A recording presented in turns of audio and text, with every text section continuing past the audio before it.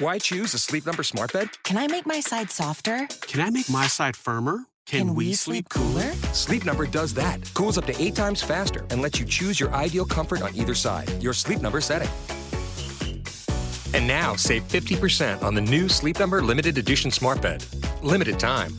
Exclusively at a Sleep Number store near you. Learn more at sleepnumber.com.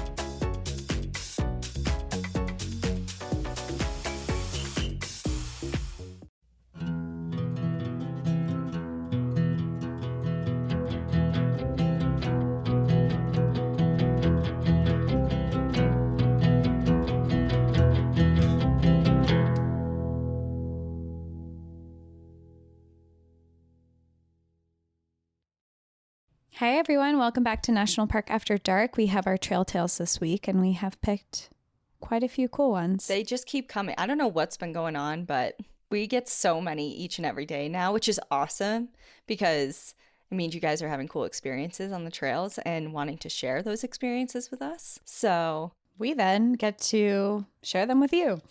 That's how it works. Yeah. Do you want to go first or do you want me to go first? I can go first. Okay, go ahead. All right, my first one is titled Stumbling on a Ritual Site in the Woods? ? Hi, ladies. I'm Bailey.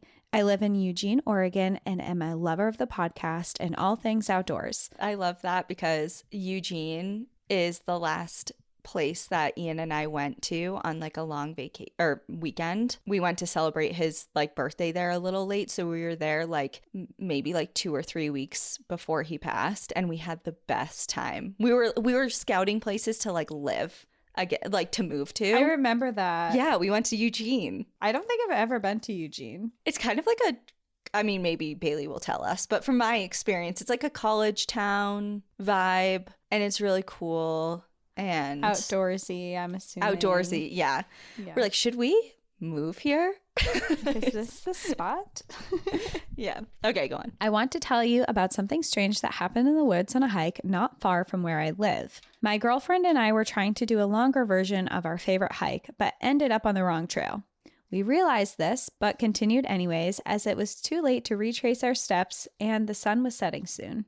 Trying to make our own adventure out of it, we wandered down little side trails to see where they led. On one of these trails, not more than 50 feet from the main trail, we walked upon an area of the woods that had been burned. With devastating wildfires in recent years close to the area, it's not uncommon to see burn damage, but this particular area was far enough away from any burn scars and was different. In front of us stood the bare remains of a totally burned tree, with about 7 feet in diameter of burnt ground surrounding it and the tree at the center. This was strange, but only the tip of the iceberg. We noticed that around the burned area, the ground was disturbed and beaten down. It looked like the earth had been trampled in a perfect circle around the tree. We joked about this, seeming like it might be some kind of witchy ritual site. I mean, kids do dumb things, but why burn a tree and trample the earth around it in an area so close to houses? This was strange, but again, not the strangest part.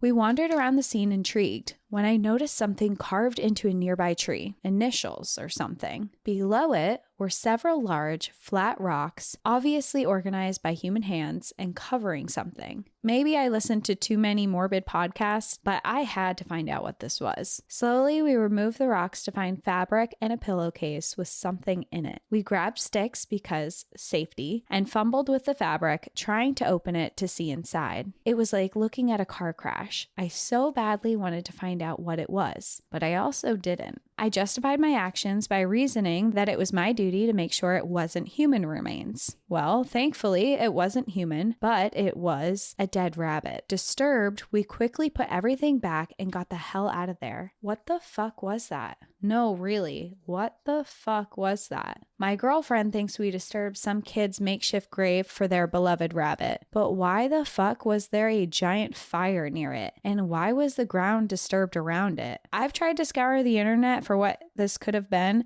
but with no luck. I would love to hear your theories, or find out if any listeners happen to dabble in witchcraft and know what the hell this was. I don't have a good ending to this story, just lots of questions. Much love, Bailey. My first thought was like Bailey's girlfriend. Like it was just like a kid's grave for their pet bunny. See, I wish that was my first thought. I was just like remembering like Jeffrey Dahmer and serial killer vibes of hurting animals and doing weird shit to them in the woods. I mean, it could go either way, obviously. I hope it's a weird burial for a beloved rabbit. Yeah, friend. kids do weird things. Like me.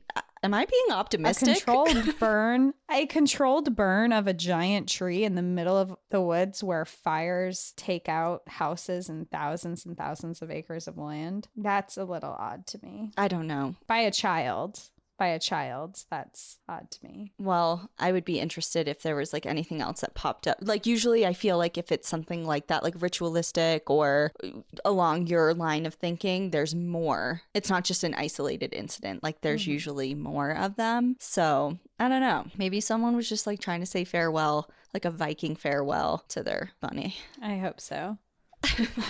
Who knows? We obviously don't. Yeah.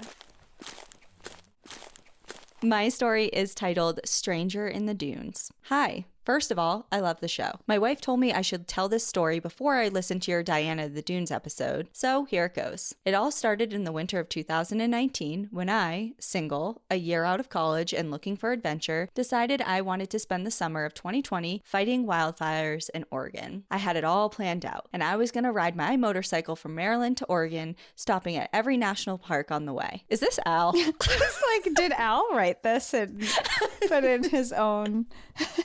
Cassie's partner is like this person, we think.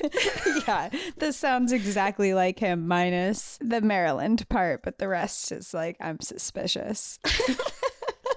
My big American road trip. Well, we had plans going into 2020, and we all know how that went. By the time summer rolled around, COVID was in full swing, and the world felt a lot bigger and scarier. I had also started dating a woman who I would marry in 2021. All this had complicated my life, but I felt like I couldn't back down from this trip and this summer. I packed my bags and set off. From Maryland to Ohio, from Ohio to Indiana, and then up to Chicago, I made my way camping and visiting friends. I kept waiting for the stress and fear to fade away into excitement and freedom of the open road, but after 3 days, it still hadn't, and it was overwhelming. In Chicago, I stayed with a friend who encouraged me to go on for the adventure in the story, but I was feeling pretty defeated. I decided that I would give it one more chance and backtrack an hour to Indiana Dunes National Park. I hoped a day in the dunes would remind me of what I was looking for and inspire me to push on to see more of this country. That was where I met her. I don't know her name, but walking up the long stairs to the top of the first dune, I passed an old woman who was slowly making the climb. We started talking, and she asked where I was going. I told her I wasn't sure yet. She asked, well, west or east? I told her that was exactly what I was trying to figure out. We walked and talked for an hour or so. She told me how she lived by herself nearby but traveled around all year long, hiking and walking and going on adventures. She told me about playing poker on cruise ships and gambling in Vegas, road tripping with her friends, and crossing parks off her bucket list. Is this you, Cassie? Is this you and Al's story? And this is just like a big prank? Secretly submitted this story on our own. You're like, Danielle will never know. She'll never know. How would she know? I told her about my plans to go west, looking for adventure, balanced against my fears and homesickness. We talked for a while, and something about her made me speak very honestly and openly. She stopped, turned to me, and said, honey, if someone walked up behind you and touched you, you'd jump clear out of your skin. You should go home. She told me that adventure would be there, but this one wasn't at the right time for me. She asked why I would want to leave happy relationships with family and friends to go and be alone. We walked and talked for a little while longer and finally made our way to the lakeshore. I asked where she was going next, and she told me she would just walk back and make the loop again, and that she'd done it 3 times already that day. She went right, and I went left to take the shortcut back to the parking lot. I walked about 50 feet down the beach before I turned around to see her go, but she had already disappeared. Now, there were dunes and people and other trails, but I really couldn't tell you where she went. I think about her a lot. I joke that I met a witch that day, or an angel. She dropped into my life at just the right moment and told me what I needed to hear. I headed home from there, and I never regretted it. I learned a lot about what kind of adventures I love, and about what's important to me. Oh, and what's more, my bike broke down on the way home just as I was scheduled to cross into the deserted section of the Rockies. That's my story, and I'm sticking with it. I'll get out to the the Rockies someday and over to Oregon, and I might even do it on my motorcycle. But now I know it won't be on my own. Thanks for reading, Barnabas. You met Diana of the Dunes. Or someone that has a similar, like, I love how he said, like, a witch or a angel. Yeah. You know, like, it reminds me of, what was that? It was a while ago, but the story of, I think it was in one of the Utah parks, of the woman, like the older woman with the grayish hair that like dropped some wisdom on that girl and then just like disappeared. Was it in Arches? I Do feel you like remember it was that? I feel the one with the raven. Was that the same story? I think it's the same story, yeah. Oh, maybe. I don't know. It just reminds me of that. Just like an older, wiser, like sage person that kind of just pops up out of nowhere, disappears into nowhere, but like alters your life and your path in some way. Well, just saying, Diana of the Dunes was wise and older and walked those dunes, and that woman was wise and older, and her plans for the day was to continuously walk the dunes. So what you're saying is Barnabas got haunted. You got haunted, Barnabas. You probably don't know what that is because it seems like you don't listen to our show and your wife does, but that's okay. But he's listened to it now. He said to write this in before he listened to that episode, so maybe he's heard it now. You're forgiven. All right, my next story is titled Bag Full of Money, a Vermont Treasure Mystery. Ooh. Again, are you and Al writing these?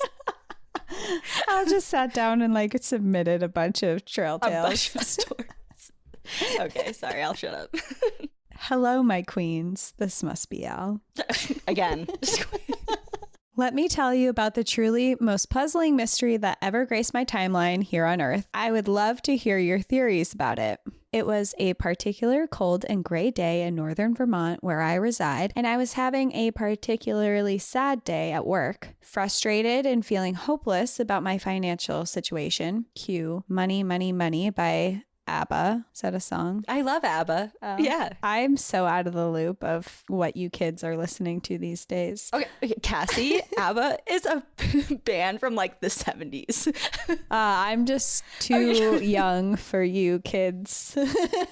And I gotta double check. I feel like it's the 70s. You know, it's like Gimme Gimme, A Man After Midnight. You know that song? Mm-hmm. No, you don't.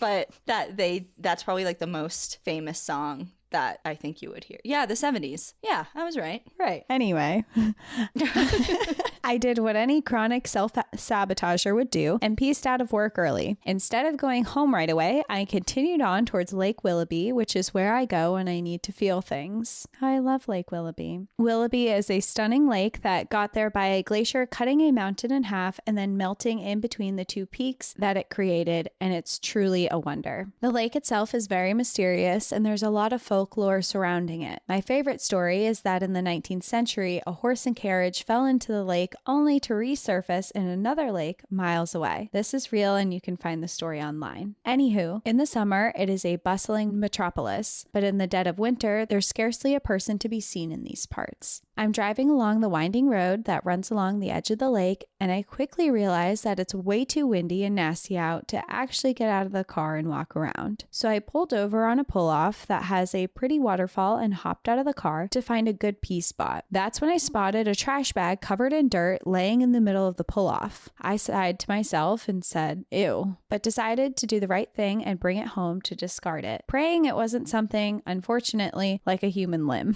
I started kicking the bag towards my car because it was gross and thinking to myself, wouldn't it be great if there were a bag full of cash? Because my boyfriend actually found $700 on the side of the road once. Who finds $700 on the side of the road? I haven't even found $1 on the side of the road, let alone 700. It's a lot. Curiosity piquing, I crouched down closer to the bag, enough to see through the opaqueness of it, and my heart nearly came to a stop and sped up at the same time. It was money, like a lot of money. I immediately ripped open the bag and saw what was easily over $3,000 of cold hard American cash. I couldn't fucking believe it. My mind was racing with what to do next. Do I turn it in, take it for myself, and solve literally every debt woe I have in this life? Leave it so that whoever lost it can come back for it? And most importantly, is this drug money that someone is coming to look for? And am I in the wrong place at the wrong time? Suddenly, I became frozen with fear that every car that drove past me was the person coming to get the money and saw me, my license plate, and would surely come after me. After 30 minutes of contemplation and disbelief, I took a picture of the money, hid the bag behind a snowbank, and went home to discuss it with my boyfriend as there's no service at the lake. Mind reeling. When I told him about what I'd found and showed him the photo, he freaked out and yelled, "You just left it there? We have to go get it." But when I explained my drug money theory, he also contemplated if it was safe or not. Another 30 minutes of adrenaline-fueled discussion later, he zoomed in on the photo and said with an air of defeat, "Sarah, it's not real money." Turns out if I'd had the chops to actually pick up one of the bills and look closely, I would have seen the "for motion picture use only" written where "In God We Trust" is supposed to be written. Surprisingly enough, a wave of relief washed over me as the moral dilemma was a dilemma no more. Though I know now the money was fake, the question remains, who the hell put it there? And why? Was it part of a movie being filmed? Am I on a prank show somewhere and there was hidden cameras watching for my reaction? Why was there a dirty trash bag full of fake money on the side of the road in the middle of nowhere in the dead of winter? Nobody knows, and I will likely never know, but would love to hear your theories. My boyfriend actually did go back for it and would later scatter the incredibly realistic $100 bills in crowded places as a prank, and sure enough, our local market started reporting multiple people trying to buy things with fake money, and one of the bills is on display as a warning to anyone who tries to use one there. I'm now at a better job, but I'm still broke, which is why I'm emailing y'all on the clock to get some overtime instead of leaving early and being massively let down by another chance encounter with a bag full of false hope. LOL. Love ya, mean it, Sasha. Oh my God. Just creating problems. Like, well, this didn't work out for me. I'm going to start some drama. I'm going to stir some shit up. My theory, of course, I don't know, but based off of like what she was mentioning, my first thing would be like a prank or like someone's, wait, do you remember that show? I think it's Impractical Jokers or something like that. I love Impractical Jokers. Like, I feel like it's some shit like that. Just like a cruel, like, see what they're going to do. Yeah. What are they going to do next type of thing? Because for it to just kind of be discarded there or like to not have any eyes on it, I don't know. I just feel like somebody was setting someone up to see what they would do. Like a what would you do in this situation? Yeah, but like, was there any cameras or anything? I don't know. Kind of what I lean towards is maybe like it's prop money because it says cinema use only. Like maybe someone was making their own film and went on Amazon and ordered a bunch of cash. You know, there's a lot and just of left it, forgot it there. There's a lot of people who just make movies for fun on the side and they're not like big time film people or anything. It's just a hobby. Yeah, like I feel like Northern Vermont would know if there was a big Hollywood movie being for sure produced. And Lake Willoughby is in the middle of nowhere. Al and I have gone up there a couple times. It's beautiful, but it's not near things. It's definitely a camping. There's no reception out there. It's just beautiful lake, quiet hiking, nice place to be. So I don't know, like I feel like it could go either way. It could be a joke that someone was trying to play, or maybe someone had a very low budget film that we're making and then decided to litter. Right. Yeah. And you just got caught in the crosshairs of a moral dilemma. And decided to start some drama with the entire town instead. She did say, I think that was her boyfriend, right? Yeah. Well, either way. So we Guilty can't by blame her. association. It's funny. I just love that it became like a thing. Yeah, it's like, please stop using this, everybody, This residents of counterfeit Northern money, Vermont. people are in jail. And she's like, oops.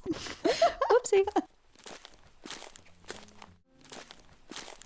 My next story is titled Stranded on a Jet Ski Being Pulled Towards a Bug-Infested, Bone-Crushing Whirlpool. Oof. Sounds I don't like any of involved. those things except for the jet ski part. Hi, Cassie and Danielle. I began listening to NPAD several months ago, and I promised myself I was going to wait until I caught up before sending in my tale. Well, I've made it at last, and I'm here to share an epic adventure that happened to me and my family in 2016 at Lake Powell. For a quick background, this lake is located in Glen Canyon National Recreation Area.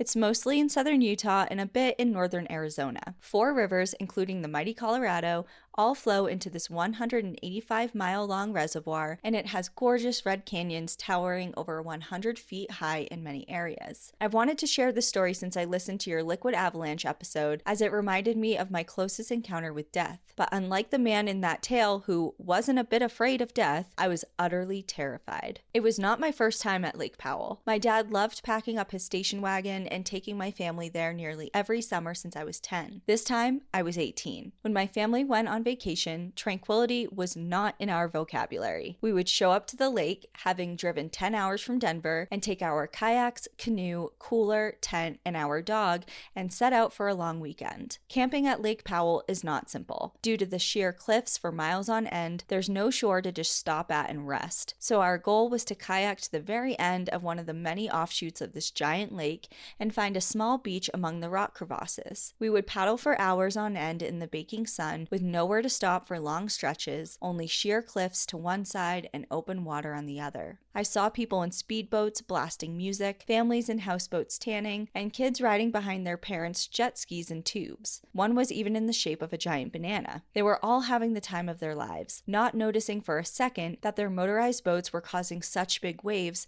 that our little river kayaks would nearly topple over. My dad agreed that this year we would take 2 rental jet skis with us to make the trip a little easier. We took turns using the jet skis, but the canoe was heavy with our gear and of course our dog, Almira, so we weren't any faster. But I was enjoying the challenge, breathing the fresh air and paddling swiftly, watching Almira's ears flap in the breeze as she panted in the 95-degree heat. After about 4 hours of kayaking in the open water, we reached the inlet, at the end of which we were going to camp. I was just about to remark on what great timing we were making when my dad yelled out from the jet ski behind me. "Damn it," he yelled in his heavy Hungarian accent, and I heard the engine sputter to a stop. "What's wrong?" I called, concerned because my dad doesn't worry easily. Apparently, something got caught in the engine and there was no shore for us to comfortably stop. I rolled my eyes, thinking how the one time we bring something nice, it ends up backfiring. No matter, my dad is a fixer. I never worry as long as he's around. My stepmom waited in the canoe while I hopped out,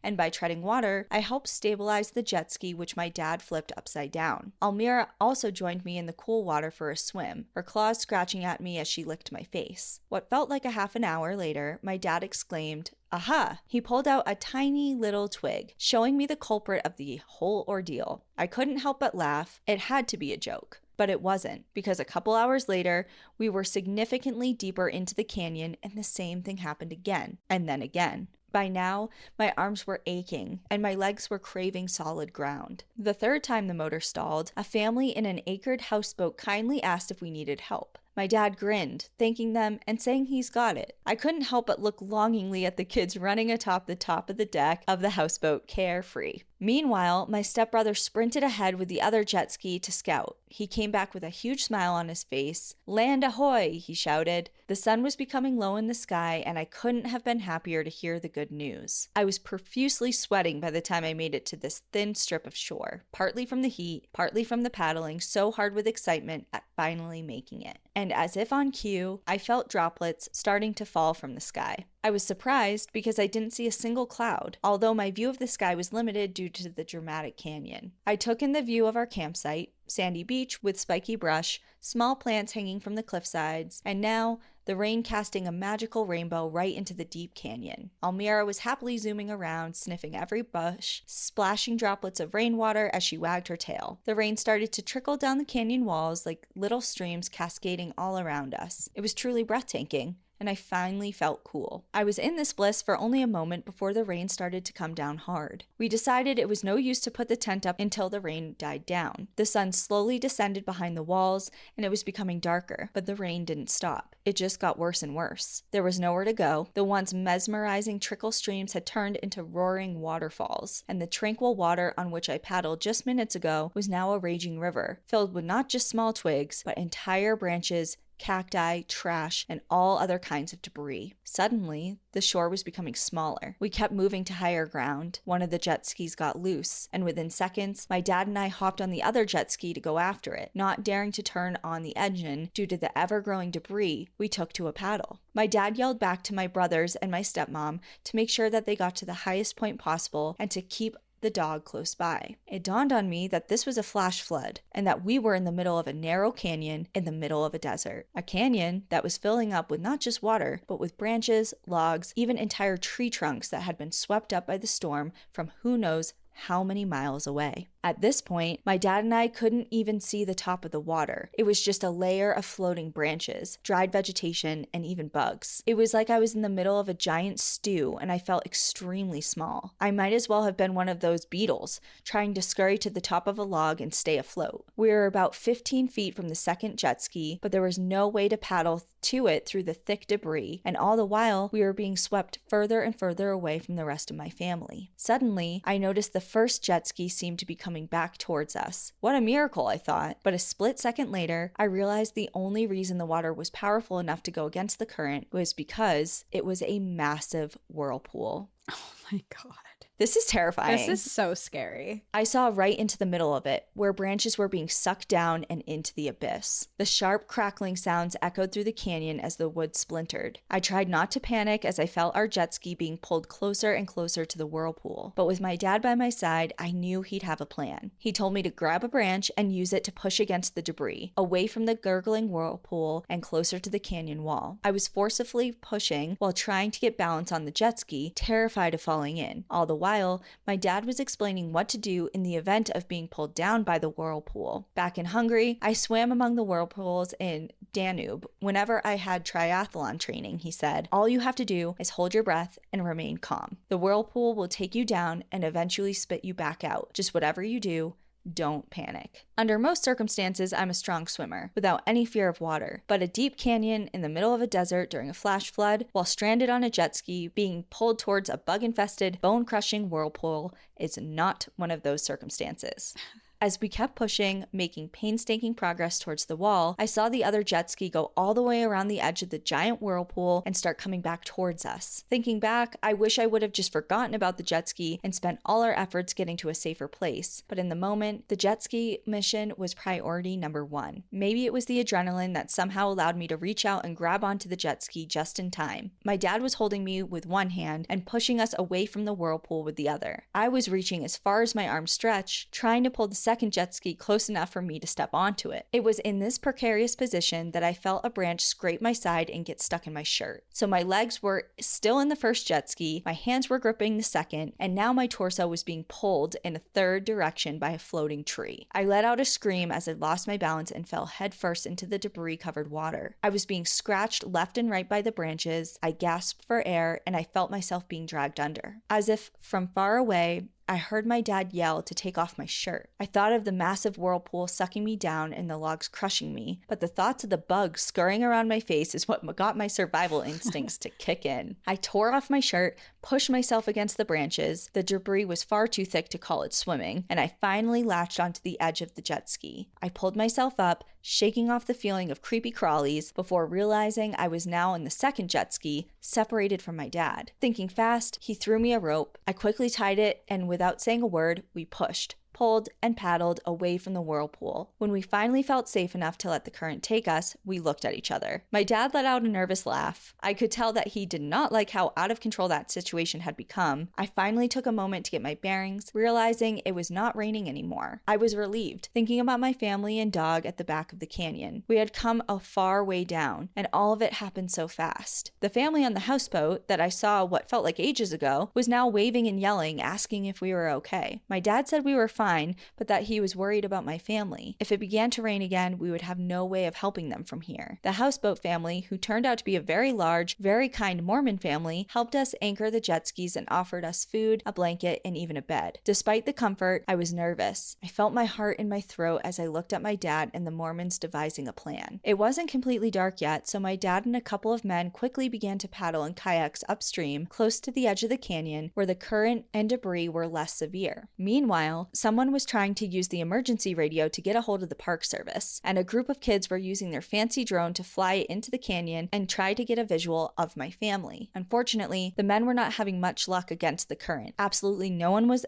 answering the radio because we were too far into the canyon and the signal was not being transmitted in or out. And even the drone was given up on because it became too dark and the range was not long enough. My dad did not listen to the men advising against going upstream in a kayak in the dark. My dad saw no other choice. He had to get to the rest of my family, come rain, darkness, whirlpools, or whatever else. And so he went with nothing but a headlamp and the clothes on his back. Here I was, finally safe on this houseboat, but completely restless. I had no way of communicating with my family, and my dad's presence was always what helped keep me calm. The only thing bringing me any solace was the lack of rain. But the dark sky above still looked cloudy, and the distant claps of thunder kept me uneasy. Seeing my worry, the Mormon mom tried soothing me by saying nice things, like, "We're doing everything we can, and it will be all right." I didn't believe a word she said, but I did scarf down the peach cobbler she offered me. I hadn't realized how hungry I had become. After tossing and turning for hours, I sat up straight, hearing the pitter-patter of rain on the boat deck. I remember silently crying, having no clue if my dad made it or if he was still in the flimsy kayak. No matter where he was, the rain was a bad omen. I wanted to scream out, hoping he would respond, but I knew my voice couldn't carry over the crunching and snapping of the water against wood. A light rain fell on and off throughout the night. Sunrise came and went, and still no news. I almost wanted to be back on that jet ski, evading the whirlpool. At least I was doing something then, because now all I could do was wait. At long last, I heard a familiar yell. It was my dad shouting in Hungarian, exclaiming his arrival. I looked eagerly and saw him turn the bend in the kayak, miraculously followed by my whole family in the canoe. Almira let out an excited yelp, and she heard me yell back. We finally reunited. My dad recounted his middle-of-the-night adventure, explaining how he was unable to get to my family in the dark, but he got close enough that they were able to hear each other. My stepmom and brothers slept in a little half cave which covered them from the rain, but my dad hardly slept a wink as he was drenched throughout the night. Once it was light enough, they worked together to make their way out of the cursed canyon. We ended up paddling the heck out of there and camping the next night on a safe peninsula in the middle of the lake, not surrounded by walls. We left 2 days earlier than planned, a bit traumatized by the entire ordeal. Thanks to that Mormon family, wherever you all are, I hope you hear this and know how grateful I am for that peach cobbler. I don't have any pictures in the canyon because my phone was in a waterproof bag in the canoe, but I do have some pics of Almira enjoying the sun once we were all safely on land and a video of me cliff jumping. Also lost my watch during that jump, lol. Anyway, thank you all for creating the most binge-worthy podcast. You guys are incredible. Don't forget to enjoy the view, but watch out for giant whirlpools. That is I love how so they're like, scary. I don't have pictures. Sorry. It's like, You're forgiven. Like, you almost died. you're so- alive. Thank you. That is probably one of the scariest stories I think we've ever had written in. Yeah. I mean, flash floods are so terrifying. And to be separated from your family and In a to just whirlpool, not, in the center of Yeah. a whirlpool, being dragged down into it. yeah, and all the debris and stuff like that, I think is the scariest thing, or amongst one of the scariest things about that whole thing is like you never know what debris is in there and what damage it can cause, If you get hit in the head, even if you get don't knocked drown. out. Yeah, Well, and then her dad's just saying, "Oh, just be calm. It'll spit you back out," as they're being dragged into this whirlpool. It's like easier said than done. yes, definitely. My next story is titled, "The Time I Got Kicked Out of a National Park." Hello, Cassie and Danielle. I only recently started listening to NPAD. In fact, my first episode was Dirt Bags of Dope Lake. Needless to say, I have been hooked ever since. With each episode, I find myself hanging on every word while simultaneously reminiscing on all of my own past hikes and experiences. I have been thinking of which of my many adventures to share with you, but I think the perfect story to tell is about the time my friends and I got kicked out of Smoky Mountain National Park. So let me begin. During my freshman year of college, me, my roommate, and two of our closest friends decided for our first college spring break, we would road trip from our small environmental school in central New York to the Smoky Mountain National Forest in Tennessee, where we would camp and hike for a few days before heading to Athens, Georgia to stay with my roommate's grandparents. I was 19 and I never really had been on a long road trip like this without my parents, and honestly, I was wasn't a very experienced camper, but nevertheless, I was so excited and optimistic. One of my friends spent most of her summers in Long Island, and another grew up as a Boy Scout. I was in good hands, right? I had been obsessively researching trails, hoping to find the perfect one that would satisfy everyone's nature fix. Not too long, not too steep, maybe a waterfall along the way to breathtaking views from the top. I was overwhelmed by the options, but truthfully, I was way more excited about hiking than camping. I had only looked at a few campsites compared to the dozens of trails I researched. When I would ask my friends if we should pick a campsite, they would say things like, "Do we really need to do this right now? The trip is so far away. We have plenty of time to work out the details. We'll just book a random campsite before we go. It's fine." But it was March, aka quote unquote the off season. All of the campsites in the park were on a first come first served basis. This made me a little worried, but I jotted down 1 or 2 campsite locations, thinking to myself, how many other people are camping in the Smokies this time of year? But as we got closer and closer to our departure, I realized we still didn't really have any sort of plan. We were just winging it. The quote unquote plan we did have was to drive my roommate's 98 Jeep Cherokee from our campus in central New York to my parents' house in western New York, down to Maryland, where we would gather our camping gear from my Scout's friend's house, and then head straight to the mountains. Obviously, anyone with an old Jeep would tell you this was not our best idea, but my roommate insisted that our car would make the journey. She had recently taken it to a mechanic to get something or other fixed, and the mechanic guaranteed her that the Jeep would make it through the entirety of the trip. When we arrived to my friend's house in Maryland, his parents helped pack up all the essentials we would need for our camping trip, but his parents were a little hesitant about the Jeep. They offered to let us take their car and we could make the swap on our way back up, but once again, my roommate insisted that we were taking her Jeep. The next morning, we set off on the 7.5-hour drive to our destination, the only campsite I had saved on my phone. We sang and laughed and watched the landscape change as we got closer and closer to the forests we were so excited to explore. We had all taken turns driving, but when it was my turn to drive, I noticed that something wasn't right. Whenever I would get up to the speed limit, the Jeep would make a weird noise. Something was wrong, and none of us knew what to do. We stopped at a Walmart somewhere in Virginia to buy a tire iron to check to make sure the wheels were okay. Anyone reading this who knows anything about cars will realize how silly this is and that we truly had no idea what we were doing. This was only one of a few stops we would continue to make to assess the vehicle and make sure we were going to make it. But what were we going to do? We were only a few hours away from the park. We couldn't turn back now. I would also like to state that this entire time I did have AAA, but they refused to let me call for help.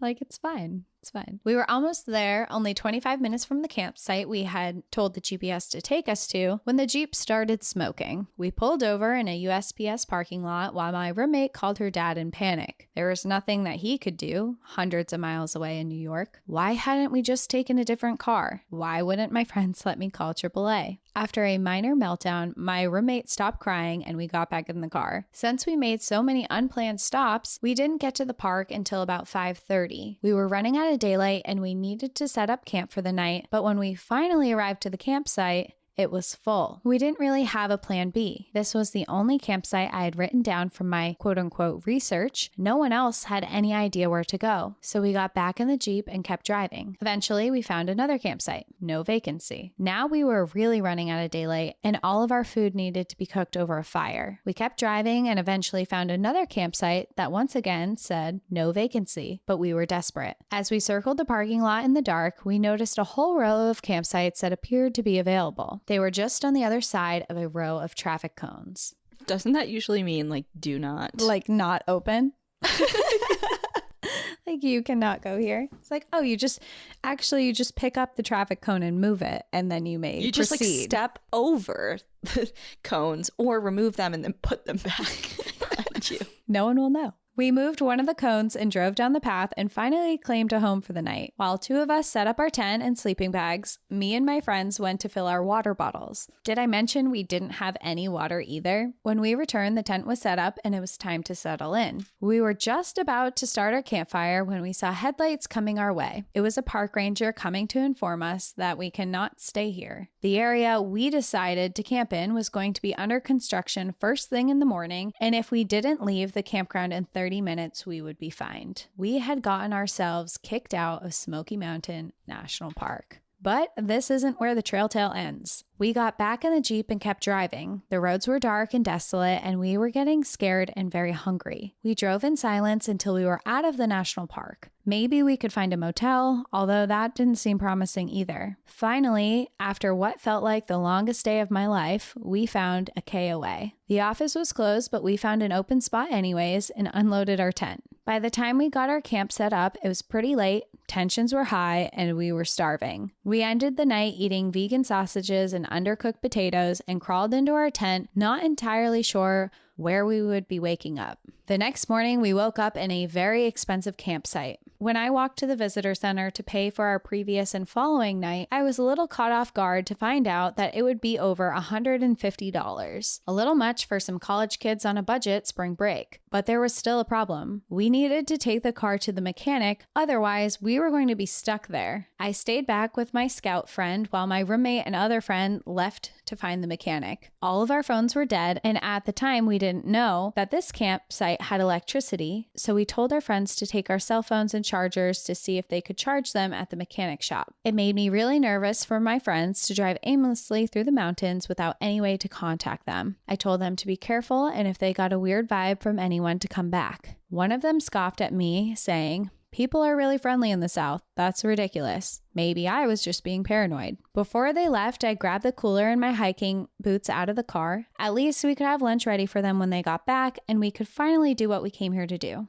hike the Great Smoky Mountains. Luckily, our campsite was right on the edge of the Roaring Creek. I spent the morning basking in the sun on a large flat rock while my friends stoked the fire. We were content. I couldn't help but feel a little guilty that we were actually enjoying ourselves while they were there stuck at a mechanic all day. When they finally returned, they didn't have the Jeep. They had been dropped off by a taxi. They told us that the Jeep would have to stay there for the day and they could only fix it enough so that we could get to Athens, where we would need to find a better mechanic. This was when I realized that all of our clothes and supplies, minus the cooler of food, was left in the car. Why hadn't they thought to grab our bags out before they left all of our belongings at a random mechanic in the middle of the forest? I was furious, but since we all had a long journey up to this point, I didn't say anything. We just waited. We waited for a few more hours, and they got the call that the Jeep was ready to be picked up. They called the same taxi driver that dropped them off and went to get the Jeep. It was finally time to hike. Finally time to set forth on a journey to the summit, to make the entire journey worth every twist and turn and bump in the road that we had endured over the last 2 days. We decided to go down the first trail we saw, never mind any of the trails we had researched before the trip. But midway through our hike, we realized we would never make it to the top before sunset. If we didn't turn back a mile from the top, we would put ourselves in another stupid and unprepared situation. I was crushed. When we got back to the camp, we enjoyed our stay for the first time. All of us together, a warm meal and cold drinks. It was turning out to be a fun trip after all. The next morning, we packed up our things and headed to Athens, where we had a house and bed to stay in. Things were looking up, and we decided that one day we would come back and finish our hike. Once my phone had been charged, I texted my mom letting her know that everything was going well and she had nothing to worry about. I waited until I was safely back at school to tell her the full story of what really happened. I can relate to that so hard. I've done that before. Like, everything's great. No worries. By the way, I almost died. I will admit I am a little embarrassed to tell this story. Anyone who has ever gone camping or even on a road trip can see that we were inexperienced and unprepared. With each episode of NPAD, I think about how lucky I am that nothing bad happened to us on that trip. So many times things could have gone from bad to worse. Although it's been 7 years since this spring break Smoky Mountain adventure, I am now realizing how dangerous the wilderness can be. I am so thankful that the worst part of our trip was that we didn't get to hike to the top of whatever mountain we were trying to summit. Turning back was probably our only good decision. To anyone who may be listening who is young and inexperienced and wants to go on a fun camping trip with your friends, please be prepared. Have a plan and a backup plan. Thank you, Danielle and Cassie, for teaching me this lesson many years later through all the stories that ended much worse than mine did. Looking forward to the next episode, Lena. We've all been there, Lena. Yeah. I sure have. My first road trip that I ever took was in college with my friends, and we took my 1993 Toyota Camry, and I did the same thing. Well, I went with my friends, and we were supposed to take my other friend's reliable car, and it was a VW Passat. It was newer than mine, and it ran better. And I went to her house. We had all our bags packed, ready to go, and I went to her house, and we're like, "Where's your car?" And we walk into her garage, and her dad had taken all the wheels off and was doing maintenance on her car. And she was like, "Wait, we're going on a road trip today. Like, we're driving to North Carolina." And he was like, "Oh, I didn't realize you were serious about that. I didn't think you were like, "No, actually you're not, going." actually. Yeah, I feel like he was just like, "I don't want you to road trip all the way to North Carolina. I'm going to take all the wheels off your car." But he didn't say that. And so we were like, "Well, I have my car. It's not very reliable, but I'll bring it to the mechanic real quick." So I went to the mechanic. He was like, "Yeah, your tires are pretty bald. You're probably going to need some new ones before your trip is over, but you can go for it if you want." And we did. We loaded up my car, and it made it. It made it just fine. But I did have to spend a day in North Carolina putting new tires on my car because it was so dangerous. Oh my God. And my power steering was going. So periodically I had to put new power steering fluid in so I could turn the wheels. But besides that, everything was great. Besides that, it was a great adventure. Very, very good. I had one, and I'm pretty sure I already told my mom this, so she's not finding out right now. Like, "Hey, Mom." Hey, and my memory's kind of fuzzy, but I'm pretty sure this was senior year of high school. And so my cousin Molly is like my best friend. We grew up together. We're only 6 months apart. Like, when my parents got divorced, I would spend I lived with her and her, like, my aunt and stuff for a while. And we just grew up really close and have been into adulthood. And we would continue the tradition of like seeing each other over the summers by like spending some time. I would go to Duxbury and she would come up to Merrimack and whatever. So one summer, I'm pretty sure it was my senior year, or junior going into senior, we had this like trip planned to go to Hampton Beach. Mm-hmm. So fun. It's like the Jersey Shore of New Hampshire, in case anyone is unfamiliar. And I had my like very first car. It was like a 92, 93 Mazda. It was like my great aunt's hand-me-down. Mm-hmm. And we were going to go with a bunch of girls, and like we rented a house, and it was going to be like a great week-long thing, whatever. So we go. We like packed a bunch of stuff. We get to Hampton Beach, and I don't know exactly what happened because I wasn't in charge of the whole like housing situation, but something happened and we did not have anywhere to stay. And it was like peak season at Hampton Beach. We're high schoolers. We can't afford any other alternative. Mm-hmm. We just had nowhere to stay. And we were so upset because we basically had like free reign for a week. Like, we didn't want to just go home. And then, like, stay at my parents' house. So we're like, what can we do? Like, what can we do? All our families think that, like, we're in this house in Hampton. Like, what can we do? So we decided, we went to Walmart. We got an 8-person tent and a bunch of supplies and went from party to party, house to house in Merrimack for a whole week. And we were so nervous that like my parents are like, live in that town. Like, they could see you driving by. Yeah.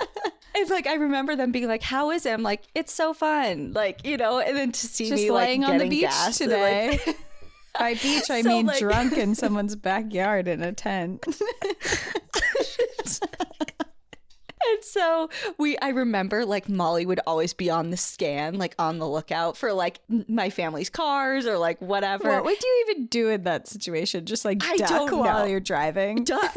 Or like, I don't know. I really have no idea. But so anyway, so we like go throughout the week and we come back to my house, and like I remember my stepdad being like, "Oh, you're like, you got such a good tan."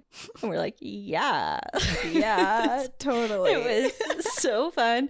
And we didn't have any like story lined up, like we had none of our facts straight, and I think they were really suspicious because like we didn't talk about it like literally at all. We're just like, "Oh yeah, I was fine, bye."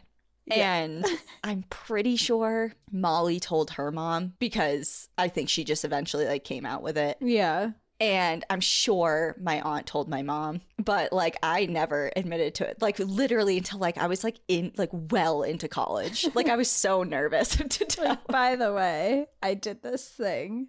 I did this. But that was our backup plan, and it ended up being super fun and worked out, even though it could have been disastrous. For sure. Like that Smoky Mountain.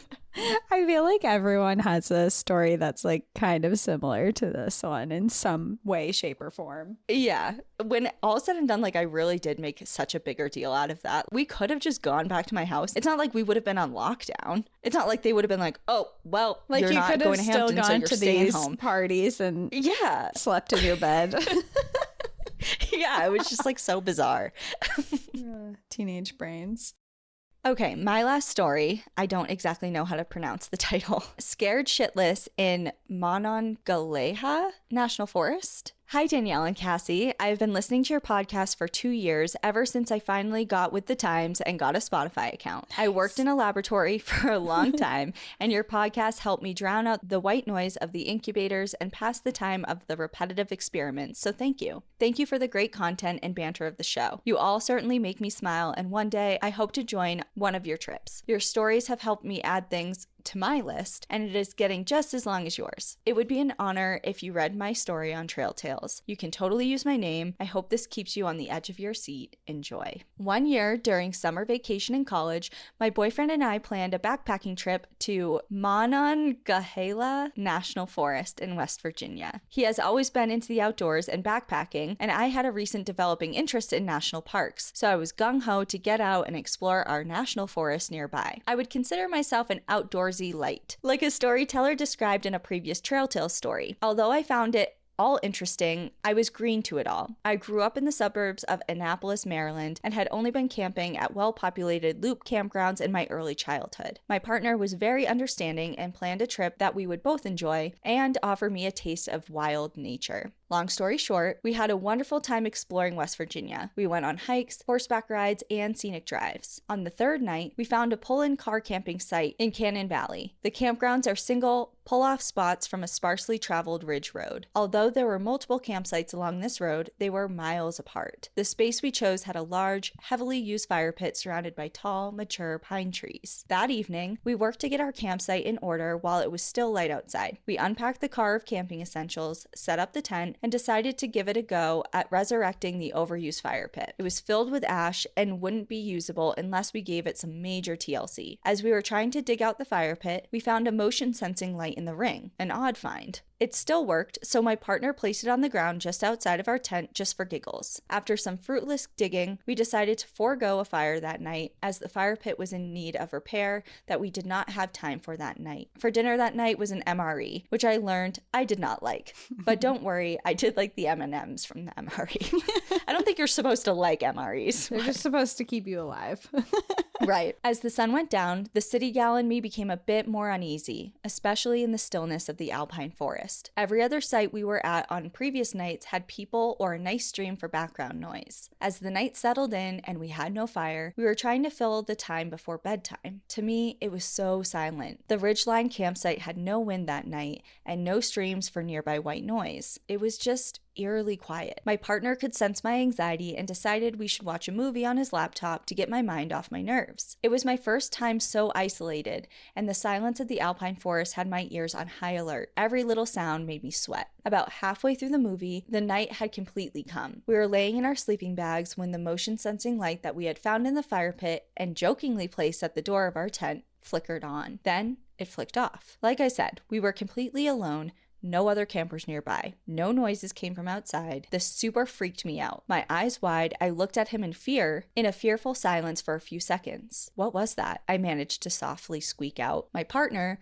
the cool, calm, and collected man that he is, said, "Don't worry. It's probably a bird or a leaf or maybe even a passing deer. We are fine." I chose to trust him. I took a deep breath, swallowed hard, and tried to put my fear away. I focused on the movie again and tried not to sweat. I relax a little bit as I get back into the movie, but not 15 minutes later, it flicks on again. We power through this one too. 15 minutes more go by, and the light flicks on for a third time. Now that was my final straw. I can't hold back my panic anymore. What if it's a bear or a murderer or a forest ghost? In the calmest voice I can muster in that moment, which is not calm at all, I evenly beg, "Please go outside and see what's out there before I have a heart attack in here." My partner laughs, grabs a flashlight, and exits the tent. I hear his footsteps crunch softly on the pine and twig forest floor outside while I sit alone in the tent, so scared I don't even want to look outside. For about a minute, he is silent, and all I can hear is him slowly walking back to the site. I call out, "Do you see anything?" And he says, No, nothing. I hear his footsteps come back towards the entrance of the tent. He bends down to take off his shoes at the tent entrance, pauses for a second, and starts laughing. At this point, I am so confused and still on the verge of a panic meltdown over what could have been activating the motion sensing light. What is it? I practically squeal. He grabs the motion sensing light and with a smile in his voice, tells me to stick my head out of the tent so he can show me something. When I stick my head out, I see he is holding the motion sensing light and he turns the face of it around towards me. I see something small and dark on the surface of the light. I look back at him and he says, "You might have to get a little closer." I squint as the light is activated and all I can see is an inch-long, leaf-shaped shadow on the light. As I adjust the light source and get a little closer, I see a snail. There was a snail. Yes, a snail on the sensor of the light. Every time the snail moved, it activated the light sensor. And since the snail moved so slowly, it activated the light every 15 minutes. I looked at him with the biggest grin on his face and I started smiling too. This was just unreal. I was losing my shit to a snail. We started laughing at each other and the whole situation. After the giggles were out, he placed the light bulb side down so that when the snail set it off again, we wouldn't see it. He got back into the tent, we finished the movie and snuggled up to go to sleep. Ah, you thought the story was over, but my night of terror was not over yet. Oh no, another snail. Another snail. Dun. We were at the stage of sleep where one is not quite awake, but not quite asleep. I am having trouble falling completely asleep because of the extreme silence of the night, but that is soon to be disrupted. As we lay dozing, a sound ripped through the night. The sound of a large tree cracking and twisting apart and falling seemed to be coming from just above us. My eyes fly open, my body tenses up, and I almost scream. Adrenaline courses through my body as I prepare to be squished by a tree. My partner also awakens for this as the sound abates and we were not squished. He matter-of-factly says, "Wow, that sounds like it was nearby," which, if I wasn't so scared already, would have been very funny. After the fact, he said he could literally smell my fear. Sounds so relaxing, you know? What a nice trip. We cuddle closer and he does his best to soothe me to sleep, but the damage from the snail and the tree had been done. It would be a fitful night's rest for me, afraid of whatever waited for me outside the flimsy walls of the tent. Funnily enough, the morning after, we could not find this tree that had fallen. We looked everywhere within a 500-foot radius of our campsite and could not find any fresh fall. So I guess we have the answer to the question, if a tree falls in the forest, does it make a sound? The answer is yes, but you might not see the tree. Thanks for reading. I hope the plot twist gotcha. I really hope this makes it on the pod. Olivia. Thanks, Olivia. That was really funny. I love those stories where people are terrified and you're like bringing and up it was a chicken. And it was a chicken. Was it a serial killer? Is it a bear about to kill me? It's like, it was my partner snoring. Right. Yeah. They're just so funny. Well, and I just feel for her because the terror of, or the nights that are so long because you are so afraid, you never realize how long a night is unless you're afraid and can't fall asleep. Those are so bad. So bad. But you made it. You made it. You lived to tell the tale. Of the snail. The snail tale. The snail tale. The snail tales. A new segment coming in 2024. All right, let's get out of here. Yeah, that's the last of our trail tales. We do have 2 more. If you're on Apple subscriptions or our Patreon, you can listen there. But that's it for everyone here. So in the meantime, enjoy the view. But watch your back. Bye. Bye.